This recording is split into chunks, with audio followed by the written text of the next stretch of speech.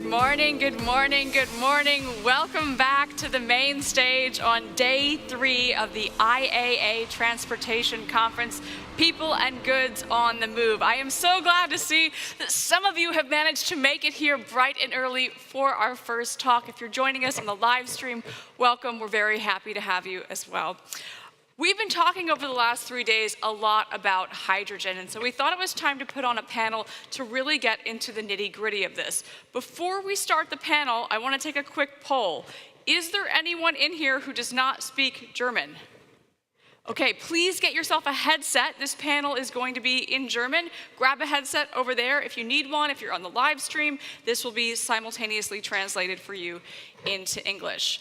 So, let's get to it. This panel is about charging and hydrogen infrastructure for commercial vehicles. Can we really do that quickly?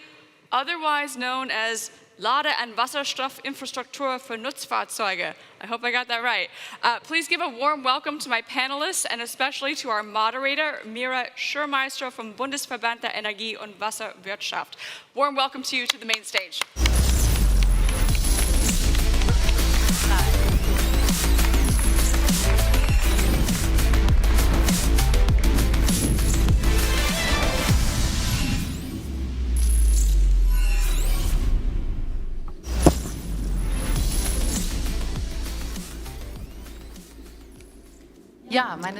So, ladies and gentlemen, dear guests of the IAA Transportation, welcome on my behalf, on our behalf, to this topic, infrastructure. My name is Mira Schirrmeister of the Federal Association for Energy and Water Management.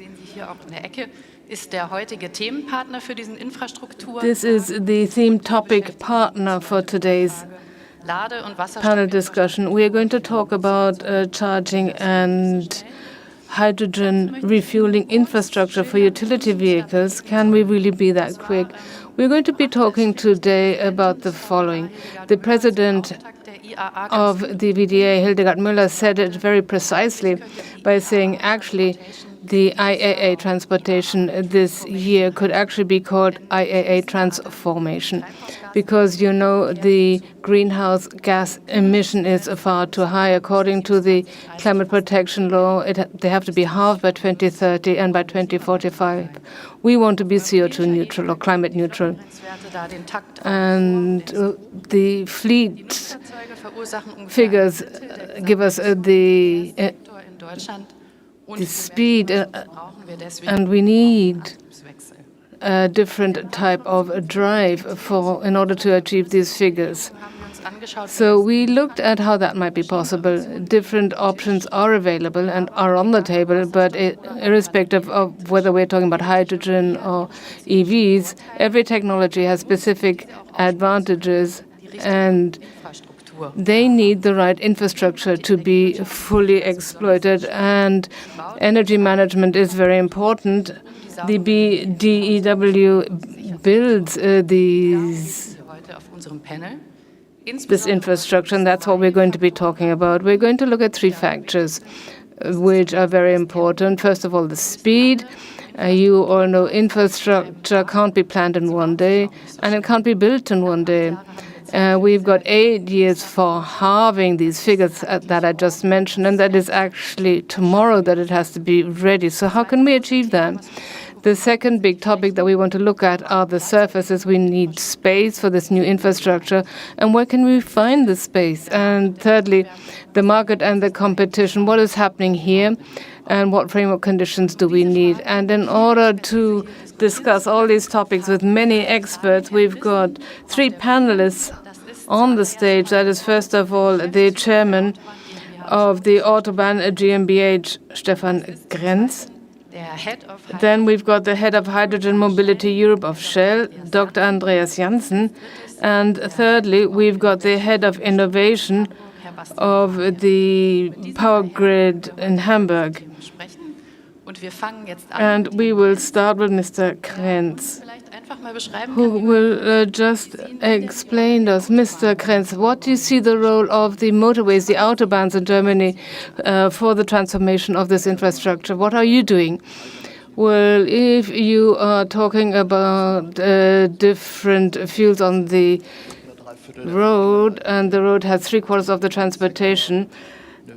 And if we want to have a different drive, we want to have a transition, the vehicles on the road and road traffic have to make their contribution, and all these wonderful vehicles that we can see here. We have to look at different forms of energy. We have to provide the infrastructure that is in the middle that will make sure that the power or the hydrogen is actually put into the vehicles and that we have the proper equipment. And the Autobahn company or Gesellschaft plays a big role. We have 13,000 motorways in Germany. We have 1,000 or several thousand parking spaces, service stations, and that is where we're going to have the really refueling stations. So infrastructure for us plays a very important role in the question of how can we organize its transition, the drive transition on the German motorways. And have you already started? Let me start with the passenger car, the normal car, even though this is a lorry trade fair. We are in GmbH of the federal government. It was chosen specifically. We don't make political decisions, but we implement political decisions. And where the passenger cars are concerned, the decision has been taken, and this relates to batteries. Now we have a mandate to equip the Autobahns with charging equipment, and we're doing that. We're quite quick here. And we provide the services, we provide the connections.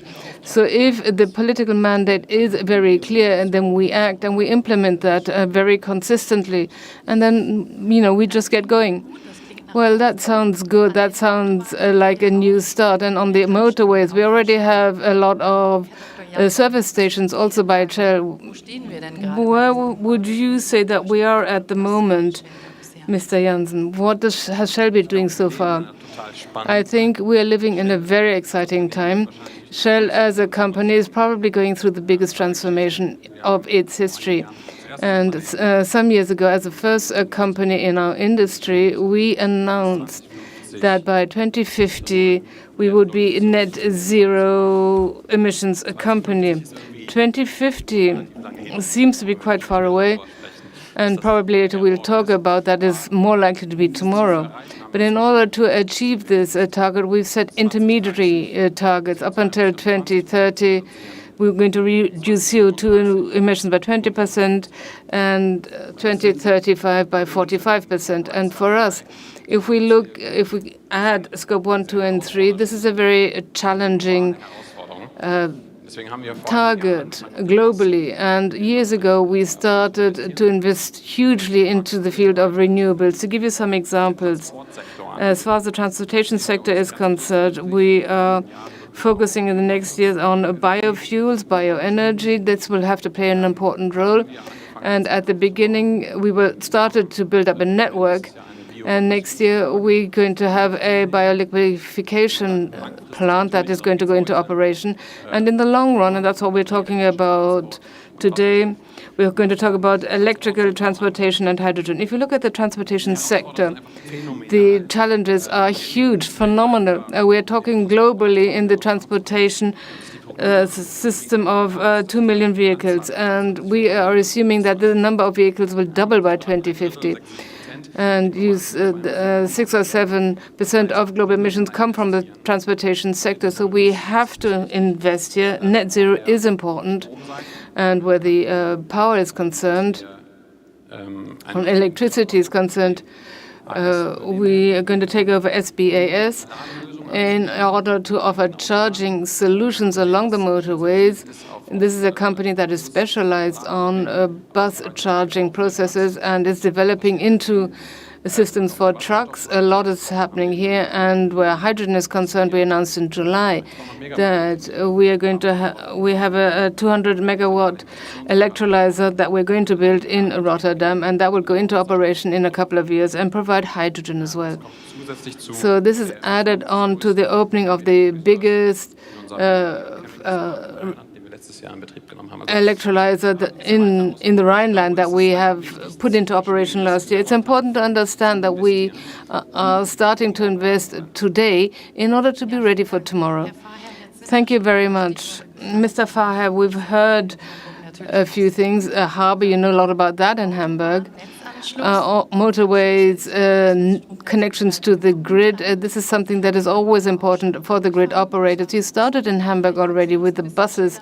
Maybe you could describe to us what is the challenge from the grid point of view, and what have you already achieved as far as buses are concerned in Hamburg?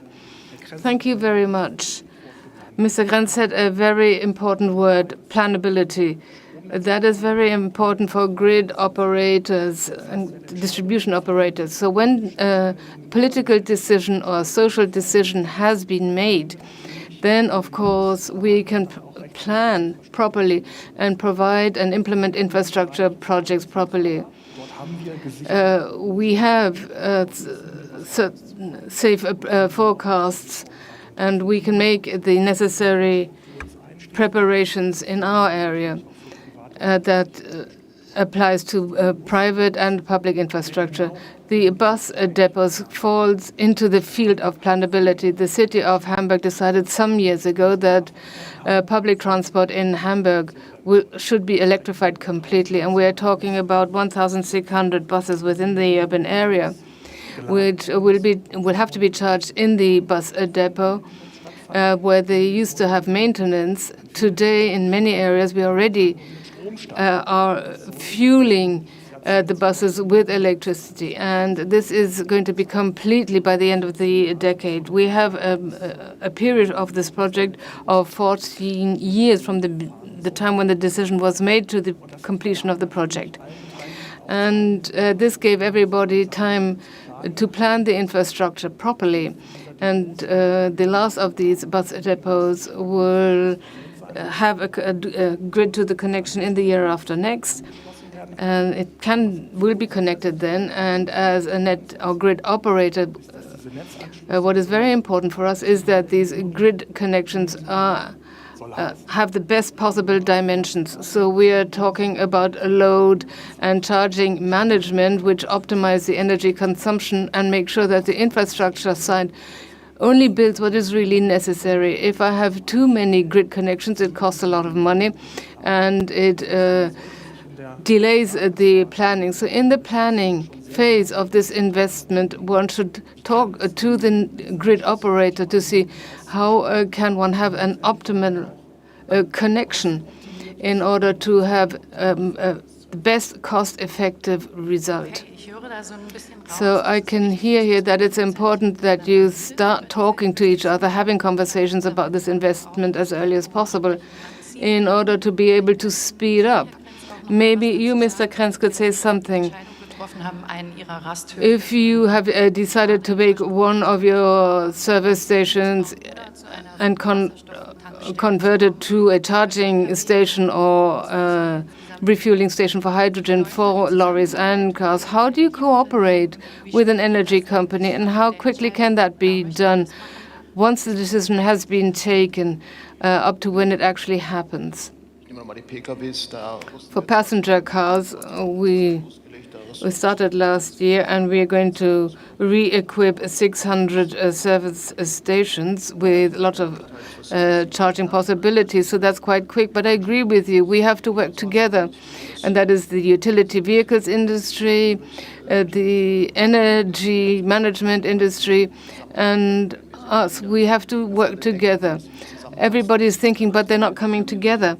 And you mentioned the right point. First of all, we have to look where on the grid do we want to, in the network, do we want to place stations? The private side, it does a lot as well, and we as a public company have to find the blind spots on the map so that we really have good coverage. And then there is the question, if I look at the lorries, we have a discussion with the net operators.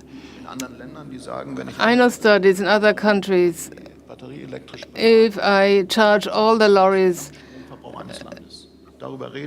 electrically, we're talking about 15% of the power consumption of a country. So this is a lot of energy and power. We have to look at what is the grid capable of. Is it actually capable of providing that energy and that And we have to look where we are going to tap this energy, and the others have to see whether they provide the right vehicles. Once we're clear, it happens quite quickly because then we lay the connection to the grid, we talk to the grid operators, and then we have tenders, and we look for an operator who builds the charging infrastructure, and we give them a license for X number of years. And the company that will win the tender can do it. We have a proper specification as a motorway company so that you don't need 20 credit cards to drive through the whole of Germany, so that we all have the same plugs and the same connectors. And these are discussions that we have with the respective ministries. But once all these topics have been clarified, we get going straight away. Maybe I could just say something. I totally agree with you. We need to interact with the energy infrastructure, the automobile industry, the grid operators, but also the politicians. And at the end of the day, the final customer is going to decide how quickly he or she will change to renewable drives. I think we can achieve that if we all work together with the politicians, and I think we're going to talk about those kind of topics in a minute as well. But what I want to say is if we don't start to invest now together with the customer and the political actors, if we don't talk to them, we're going to have difficulties achieving these targets. And on Monday, I went through all these halls. I was really impressed as far as the automobile industry and what solutions they have developed. And it's important to bring those onto the road. Let me just say, don't underestimate the politicians. There are ministries who are having very concrete discussions about an electric charging master plan. We're looking at how the laws have to be set up and what we're going to do. I think we're quite far advanced here as well. I'm very fascinated but when I went through the fair yesterday and I saw how far advanced the vehicles industry is, and where the passenger vehicles are concerned, the industry said, well, we're going to transition to batteries, and then it happened. And it seems to be the same case here at this trade fair. I saw a lot of electric batteries here as well. So if you have a master plan and if you see what is happening in the industry, you can see that it is slowly converging and I don't think it will take long before we can really get going and put it onto the road. I'm sure there is some acceleration potential that you might see, Mr. Verheer, Dr. Janssen, because on the way to a new infrastructure, one very often has problems about approvals, licenses, permits. Maybe you could say something about that. Where do you think one could speed up a little bit to achieve the targets by 2030? Well, we can always improve. There's no doubt about that, and there is acceleration potential. And I think a lot of people are aware of that based on the public discussion. But I have to say, a lot has already been decided, even if it doesn't seem to be that. And in many areas, really important decisions have been taken that have to be implemented now. And these will decide in which direction we will go. And this is good. The earlier we start, the sooner we will achieve our target, or actually achieve our target at all. The investment horizon for infrastructure projects are very long. The energy industry and grid operators invest for decades. So what I plan today might be in the environment and in the grid for 50 years, up to 50 years. The plans have already been made. We always adjusted them to the current framework conditions. The implementation is a very interesting field of discussions. Approval processes in Germany are very complex. That is the truth. Complex processes can't always be fast. With the LNG terminal and Lower Saxony, we saw very clearly that you can do it differently as well. So these are the potentials, and if we use these potentials, we will achieve the targets. And I'm sure that we will manage that, because from my point of view, there is no alternative. And we can't keep passing the buck and say the one investor hasn't delivered. We heard it from the previous speakers. Everything that we can see here directs us in that direction. The industry is ready. Now we just basically have to bring it onto the road. Mr. Janssen, you just sort of nodded your head. Let me give you a concrete example from the hydrogen area. You said that we need two solutions, both solutions at the end of the day, and certainly the electric vehicles will come onto the market first. The hydrogen vehicles are an electric vehicle plus a fuel cell. We have a framework for hydrogen, and we have to move within that framework. Up until now, it hasn't been defined exactly what is green hydrogen. We want green hydrogen, and for us, it's really important. Along the entire value chain, we want to invest. And so in our electrolysis project, we have to know that when we build it, we will have green hydrogen at the end of the day. And for many years, we've already been talking about the delegated act, which hasn't been implemented yet. And that is very challenging. We have to make, if we want to make a lot of investments, it's difficult if we don't have the precise framework. I think we're well positioned in Germany, in fact. Also, as far as the subsidy or the support for the final customer is concerned, it's important that at the end of the day, one understands that the vehicles are going to be more expensive. At the beginning, there are going to be economies of scale. There's a lot of subsidies from the ministries in Germany at the moment. But we have to set up a network throughout the whole of Europe. It doesn't make any sense if we have a grid for electric vehicles and hydrogen vehicles in Germany. We need it throughout Europe.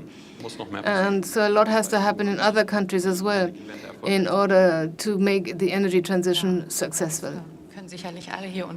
I'm sure everybody will subscribe to that we have to think on a European level. But let me come back to the surfaces and the space. If I look at what the service stations look like at the moment, they're pretty full already. And we're talking about freight traffic to increase. How are you going to do that on the motorways when you have so many building sites as well? Do we need more space? And if so, where are we going to get that space from?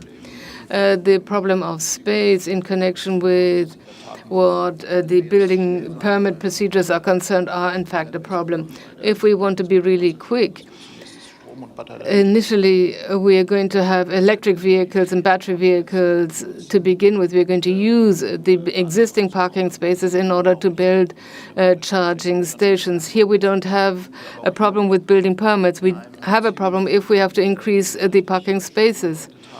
But there's a conflict, and as you said quite rightly, we don't have enough parking spaces for trucks.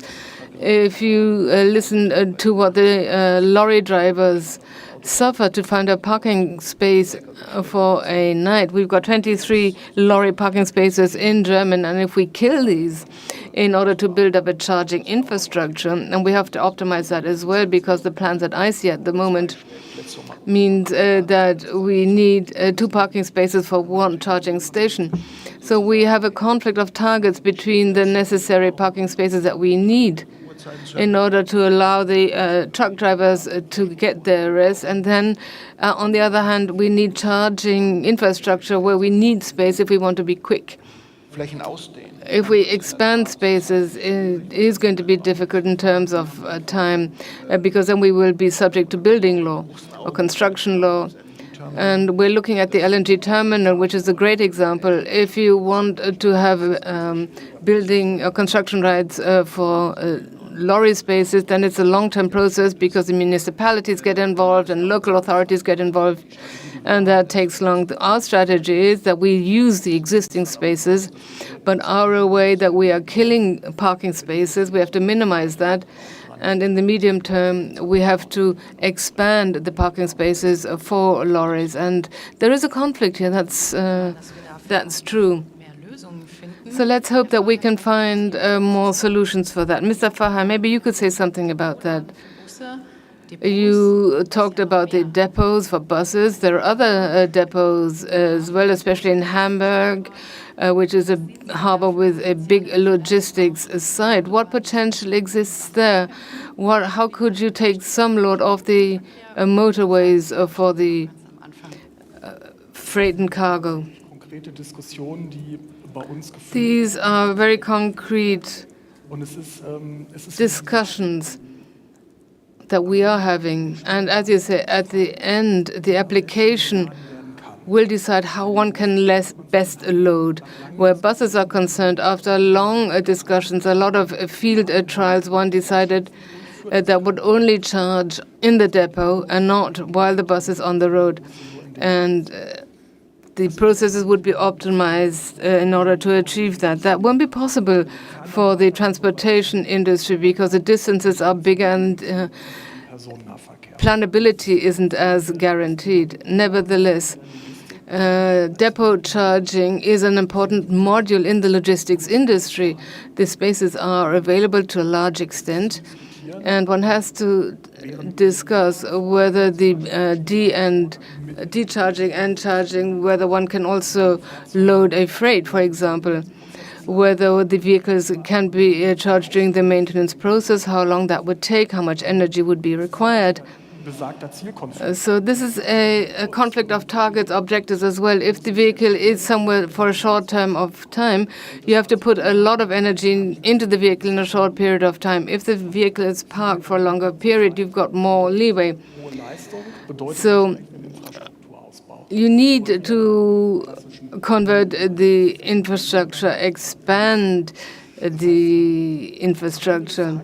It's a polylemma, not a dilemma anymore. So the user has to find the best solution with the other stakeholders, define it, and then you have to take these decisions. Am I going to have a depot charging with a lot of power in a short period of time with less power? How is the infrastructure in this area? And what is important in the public area on the motorways? Do I have range extension during the necessary resting periods, or do I do the main charging process here? These are discussions that have to be had, because only if we have solutions we can build the right infrastructure. This is a very relevant discussion that we are having at the moment. Where do the lorries have to be charged very quickly, i.e. when they have a coffee at the service station, i.e. 30 minutes, and where are the colleagues who spend the night and really have time to charge their lorry?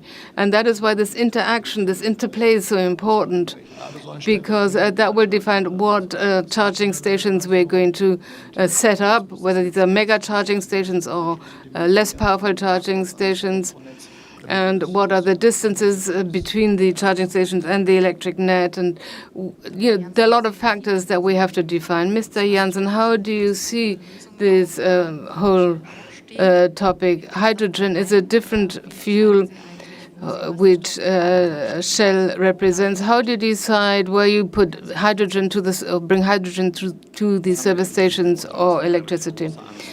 We have the advantage that we have a lot of service stations in Germany and globally. And of course, we will proceed step by step and convert these service stations and re-equip them. We're not going to focus only on hydrogen, although I'm responsible for hydrogen. We're going to build mobility hubs. And that means if one makes investments now, you have to look at the fact that these service stations have to be operated for a longer period of time. So we're going to provide hydrogen refueling stations and quick charging stations. So the net that I need for the hydrogen and for the electricity has to be expanded, and the transformer has to be set up in such a way that it can offer both. So in the coming years, we're going to have a plan throughout Europe with up to 150 hydrogen fueling stations along the transportation corridors. And we have a very concrete plan for this. Ja, da haben Sie sich ja auch viel vorgenommen. So you have a very ambitious plan. Yeah, it is a challenge, but very exciting as well. And we have to collaborate. We just talked about the fact that we have to bring all the stakeholders on board. And we are part of a consortium with Volvo, Daimler, Shell, Linde, have all come together in order to plan this for hydrogen. Where are we going to have the service stations? At what speed? How quickly are we going to build them? For which vehicles? And if you look at that, we need these figures. We have to meet the challenge in order to give the customers the possibility to buy these vehicles and then to be able to fill them and refuel them. So on the platform Future of Mobility, we looked at various parts as far as the technologies are concerned, and the recommendation there was 2023 and 2024, one should look at which direction we're heading. Even if on the motorway at Shell it makes sense to offer various solutions, this will not be possible everywhere. And I'm just asking all of you, do you see any trends, or would you say this is still open? So if you look at how it worked for the passenger cars, there was a long period where one tried various technologies, and at some time that one had a clear picture.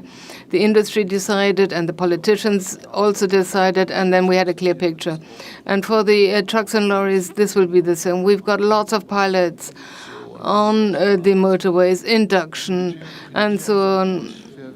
We are trying everything, and but at some point we have to say stop. We have to make a decision, and I will follow a certain path. And I don't think that we can take our time until 2023 or 2024. If you walk through these halls with open eyes, and if you look at the political discussion, I don't think it will take long before the decision will be taken that in the first wave there will be electric battery trucks. And the industry has already decided, if you ask me, we have to make our contribution for the infrastructure. The energy management, energy industry will make its contribution. So I think the decision will be taken more quickly.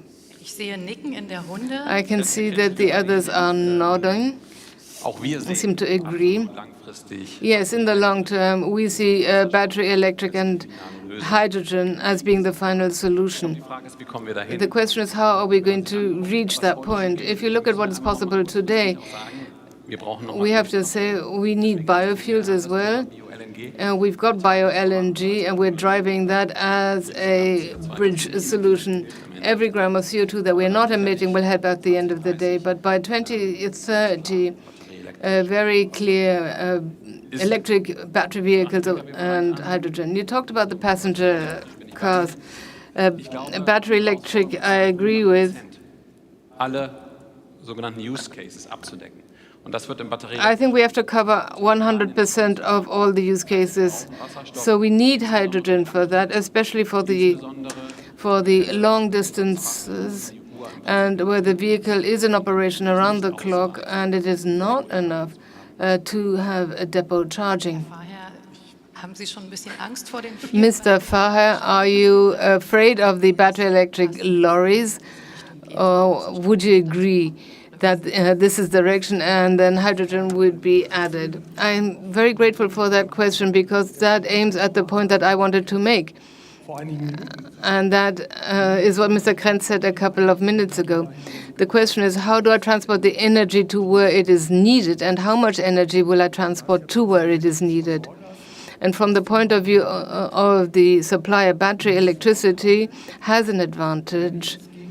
If I compare it with the electrolysis and hydrogen production on site, the electrolyzer for hydrogen drive, if it's at the stove, at the station, the electric power that is required for that has to be transported there, and that is a lot of effectiveness.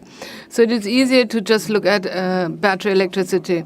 At the moment, we're talking about availability. Electric energy is available to a limited amount, can be transported in the grids. Physical restrictions are given. So we certainly prefer the most efficient way at the moment, which means to transport as less energy as possible through the grids, and that speaks for battery electricity. In the long term, we have to focus on hydrogen, and that is without question. And we're going to see a lot of electrolysis output without question, but we don't know whether this electrolysis will take place in Germany on a large scale or whether there will be import strategies and import routes.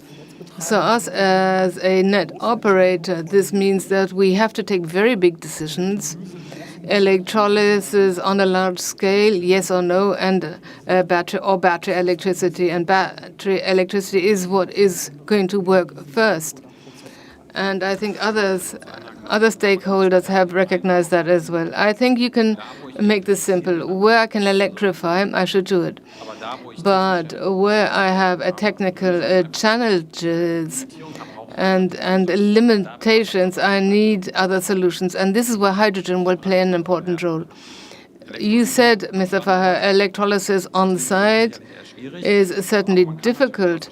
But of course, one can import hydrogen, and studies have shown that long term we will have to talk about hydrogen import, not only for the transportation industry, but for the entire industry, the chemical industry, basic industry, and so on. And then the effective advantage of the battery electricity is no longer given, because in order to provide the energy, one has to provide hydrogen, and then I could use instead the hydrogen on board with a longer range, and I can refuel within 10 or 15 minutes. So that would be the advantage. We are moving toward a technology mix, and we all agree as to what that could look like. But a lot of open questions which will require answers that have to be provided in the next couple of years. Let me switch subjects. And the question that concerns all of us, not only in the energy industry, are the impacts of the high prices resulting from the war in the Ukraine and the crisis here in our country. What does that do to these transformation processes? Would you say it could endanger, slow down the processes, or would you say, no, we're just going to go on? We know in which direction we are heading. Could you just give us an estimate, Mr. Faher? Well, let me just start. At the moment, we can find in recent months, they have led to the fact that all the scenarios that we developed in recent years have accelerated considerably.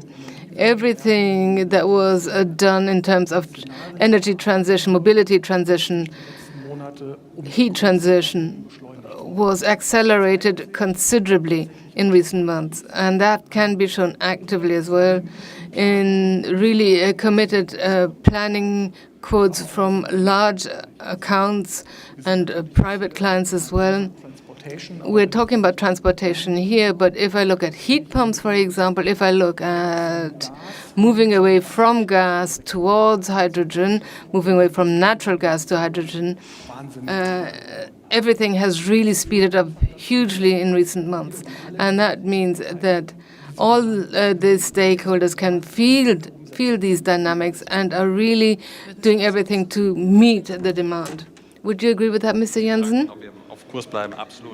Yeah, we're going to stay the course for sure. We don't have any choice to achieve the energy transition with our company for the whole of society. I agree with you, Mr. Faher. For me, the impacts will be that everything is going to happen even faster. And they could really be seen like a catalytic converter that catalyzes everything. Well, we do have some difficulties due to the Ukraine crisis on our building side. Aluminium is scarce, bitumen is scarce. So we have good solutions. We have found good solutions with the federal government as well. But we do have some headwinds, and we have to be honest here, but I agree with the colleagues. I think everything will be accelerated. If I look at my own company, we use a lot of energy in our tunnels, for example. So we are thinking about using geothermal energy for energy to save consumption, to use LEDs for tunnel illumination and so on. So the pressure is greater, and that accelerates, of course, our efforts for sustainability. So you would say there is no uncertainty, but in fact, it is an acceleration of this transformation process. As far as the infrastructure is concerned, with the exception of some difficulties, we have no choice. If the fossil energy fossil fuels are not only bad but scarce, we have to accelerate.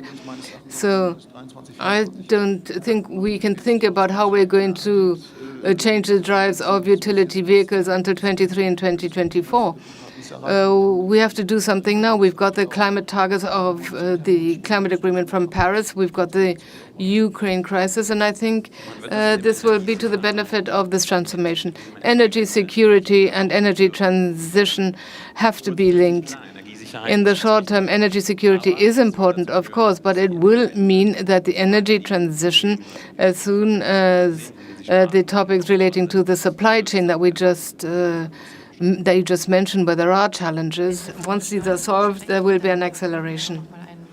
So if we talk about acceleration, we can look at the passenger car again.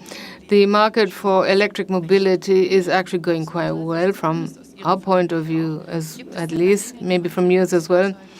Are there certain lessons we can draw from the passenger cars for the utility vehicles and trucks?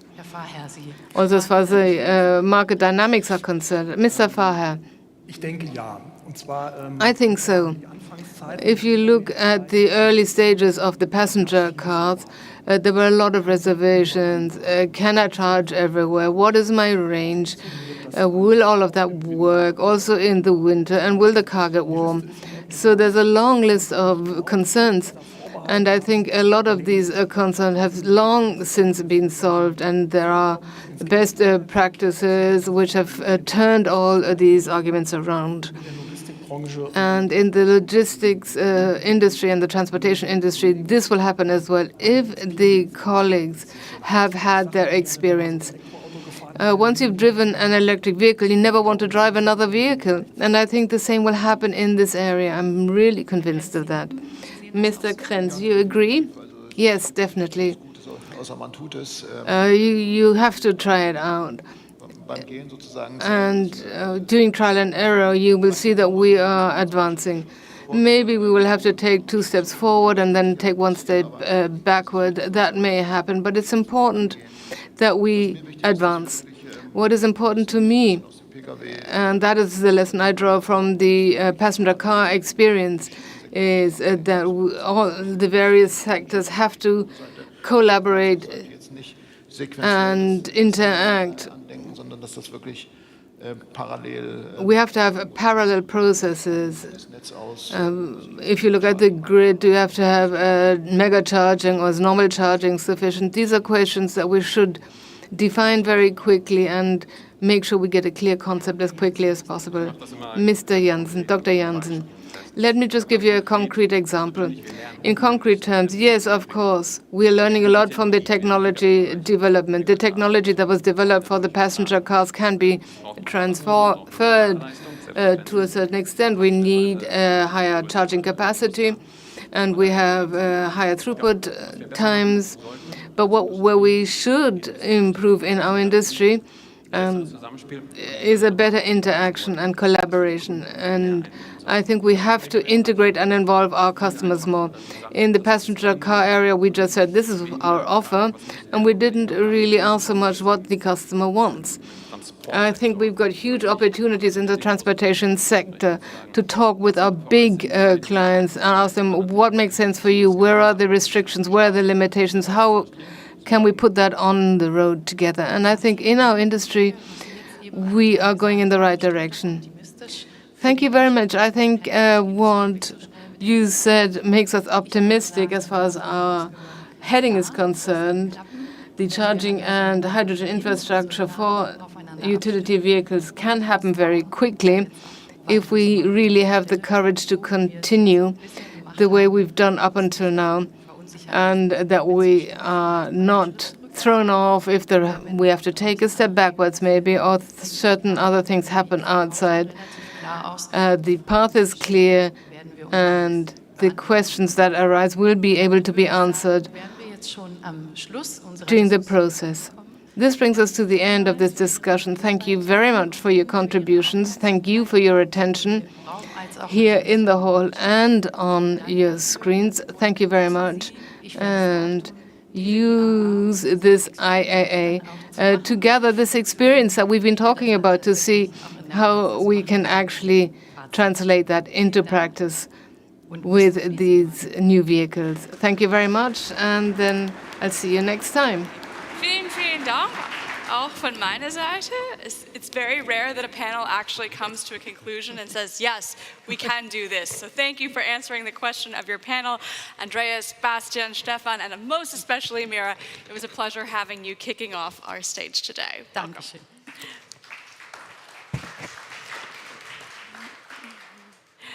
We are going to take a very short break. In 15 minutes, the program here on the main stage will continue with the General Manager for Hydrogen for Mobility Europe and Africa, Air Products. This is our sponsor's keynote, and we encourage